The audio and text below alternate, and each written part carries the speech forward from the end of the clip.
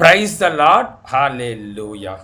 இன்று நம்ம ஆண்டவராகிய இயேசு கிறிஸ்து உங்களுக்கு தருகின்ற இறைவார்த்தை சங்கீதத்தின் புஸ்தகம் 46ஆம் அதிகாரம் 11வது வசனம்.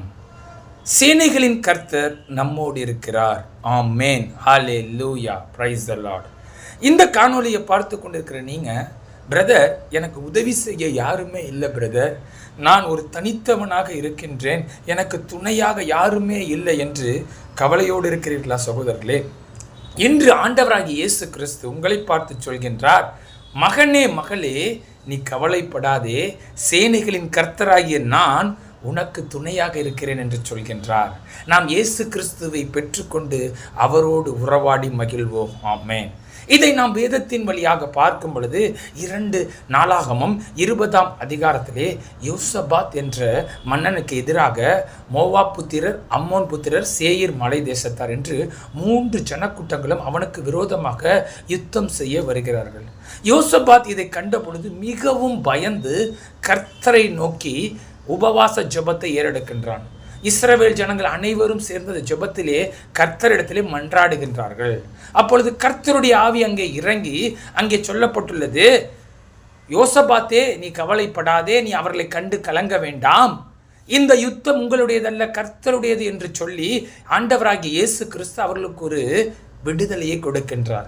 எப்படி என்று நாம் பார்க்கும் பொழுது, இந்த மோவாப் புத்திரரும் அம்மோன் புத்திரரும் சேயீர் மலை தேசத்திலும் தங்களை தாங்களே வெட்டி கொள்கின்றார்கள்.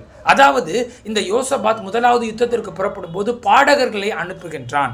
அவர்கள் கர்த்தரை துதியுங்கள், அவர் கிருபை என்றும் உள்ளது என்று சொல்லி துதிக்கும் பொழுது, முதலாவது மோவாப் புத்திரரும் அம்மோன் புத்திரரும் சேர்ந்து சேயீர் மலை தேசத்தாரை வெட்டி போடுகின்றார்கள். அவர்கள் அழிந்த பிறகு மோவாப் புத்திரரும் அம்மோன் புத்திரரும் தங்களை தாங்களே வெட்டி கொண்டு எல்லோரும் ஆண்டு போனார்கள். அங்கே சென்று பார்க்கும் பொழுது இந்த யோசபாத் கொள்ளை பொருட்களை 3 நாட்கள் கொள்ளையடித்து எல்லாவற்றையும் பெற்றுக்கொண்டார்கள் என்று நாம் பார்க்கின்றோம்.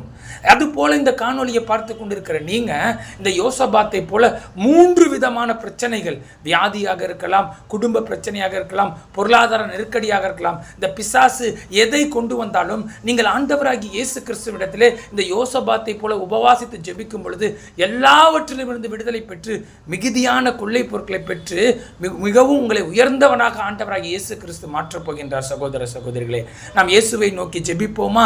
ஸ்தோத்திரம் தகப்பனே, துதிக்கிறோம் அப்பா. அப்பா, இந்த காணொலியை பார்த்து கொண்டிருக்கிற பிள்ளைகளுக்கு தகப்பனே, எந்தவித பிரச்சனைகளாக இருந்தாலும் அதை நீர் எடுத்து போட்டு அவர்களுக்கு மிகுதியான ஆசீர்வாதத்தை கொடுத்து அவர்களை வழிநடத்துவதற்காக நன்றி செலுத்துகிறோம். எல்லாவற்றையும் கரத்தில் ஒப்புக் கொடுக்கிறோம். இயேசுவின் நாமத்தில் ஜெபிக்கிறோம் பிதாவே, ஆமென். Praise the Lord, hallelujah.